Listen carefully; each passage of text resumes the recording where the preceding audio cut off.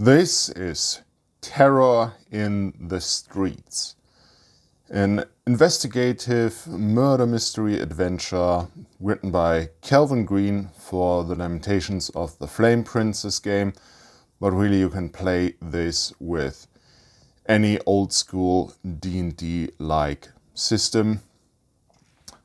If you are a player, spoiler warning, stop looking this video and instead send the link to your GM. You've been warned. So, what is this? It's a late 2021 release for Lamentations of the Flame Princess. I got it in this big blue box that has a few extra goodies I will show off later. But you can get the standalone adventure in this nice hardcover print or as a PDF, and you won't miss out much.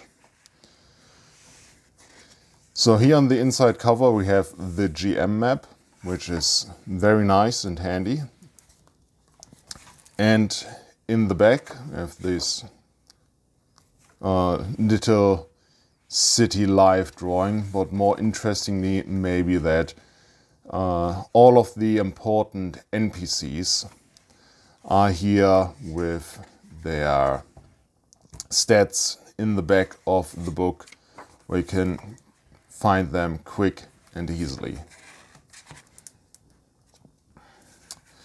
So this is a murder mystery set in 1630 Paris. Number of children have gone missing.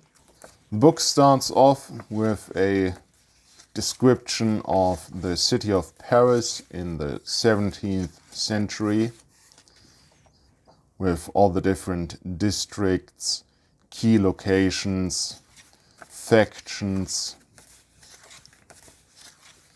counters, and then it gets into the adventure. 4 children have already gone missing, and a letter has arrived at the authorities, and now they are looking for a serial killer. Because as usual, the guard is understaffed and city unrest is high. They are looking for outside help to solve this mystery. Follows is a number of clues to follow, of potential more victims if the PCs are not fast enough with their investigation, number of different suspects or maybe allies. There are also some false streaks the players can follow. There are murders happening in Paris that have nothing to do with the actual serial killer. We've got all of the clues and key locations.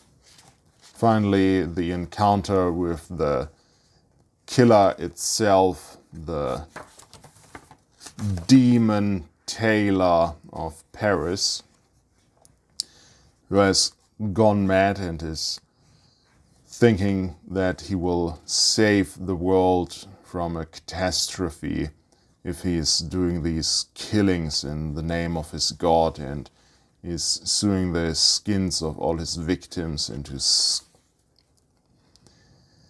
skin suits that he is wearing as armor. So some gruesome and gory stuff in here. Then we got the appendices, some more subplots. You can go into the Bastille, the Grand Chalet, and spring prisoners free. You can meet Dumas' 3 or 4 musketeers. You could fully stat, you could even give these out to your players as the PCs and play this as a 3 musketeer-like adventure. Certainly the right time and the right place. And also the killer is the brother of Cardinal Richelieu. That's how he is getting around the city. And once the cardinal, who is currently distracted by other stuff, gets involved in the investigation, it will become a lot more complicated. But if the players manage to catch the killer and make the connection with the cardinal, there's potential here to blackmail the most powerful man in all of France and get him to pay you quite a hefty sum of money, or get a boon from him, maybe get into his good graces if you want to play it that way. What I find interesting is, while the story, the contents of the story are dark subject matter, serial killer who's skinning children to make skin suits out of it, the tone, how it is written, how it is presented, is very light. So we've got this comic book style drawings where the characters are more like caricatures. I've rarely read an adventure where the author's voice shines through as much as it does here, where he's making jokes and directly addressing the reader. You might find this funny or distracting, depending on how much you like the humor of Kelvin Green. I'm fairly neutral on that matter. I like the illustrations. I think these give the adventure a whimsical kind of charm. Now, as a murder mystery, this is not bad. We've got a serial killer, we've got victims we have to avenge, we have to bring him to justice. He is scary enough. There are clues to follow. There are witnesses you can question. There are also false leads to follow. All of that is well and good. But what I like most about this is the setting of Paris. I think there's enough in here to build on this adventure and run a small campaign in Paris itself. Furthermore, you can use then Paris as a base of operations for any adventure in 17th century Europe, and have a quasi-historic, let's say history-inspired old-school D&D campaign in Europe. That's how I would be running it. Maybe not even introduce Paris with this adventure, but run some smaller adventures before this, and then the terror in the street starts. What else is in the box? Well, we've got quite a bit of room in the box. Think so they could fit the dice in here. But now there's enough room left to put a few more adventures and the core rulebook in here, which is handy if you're going around to do your game mastering. We've got this unrest die. There's a mechanic for civil unrest, and it is represented by a D6. And this one also has some faces on here representing how bad the population is in Paris and when they will start rioting in the street.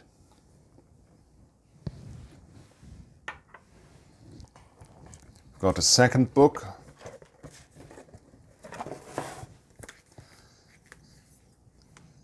This Huguenots and Other Distractions. These are some more adventures you can run during the events of terror in the streets, or before or after. They are not actually connected, and these are quite weird and out there adventures. We've got an adventure where you're flying to the moon. Because why not? This is right out of Baron Münchhausen tale. This is quite a tall tale. And you're even meeting Moon Man. And this is whimsical in the extreme. Then you've got time-traveling Satanists who've got it out for the players because something the players will do in the future. And what I especially like are the ghoulish Gauls, because I am a fan of the Asterix comics. And this is an ancient Gaul gravesite that has come to the light of day, and in there you need necromantrix, the necromancer druid. Then the Crimson Spectre of Tullore's Garden, which is an encounter haunting by a spectre. It's quite nice artwork. And finally, rescue dogs. We have to rescue or try to rescue the 3 musketeers with help from the 4th musketeer, D'Artagnan. But it's already too late. Their heads have been replaced with that of dogs and vice versa. So these adventures are very strange and out there. Whimsical, weird, but that's what makes it fun. In the box, furthermore, we've got a bigger map, GM's map of Paris, which is handy.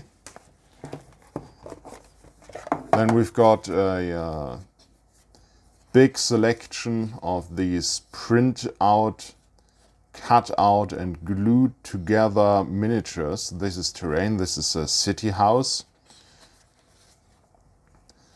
Printed on a bit flimsy cardstock. This is more like thick paper.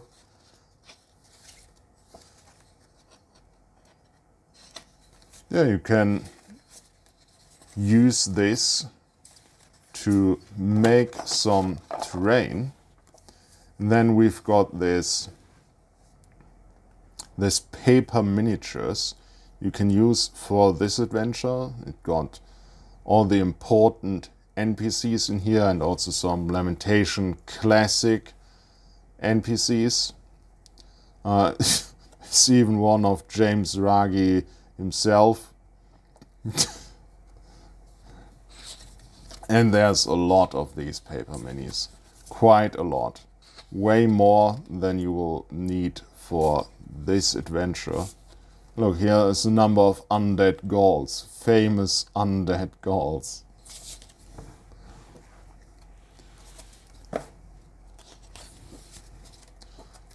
Yeah, quite a lot of them.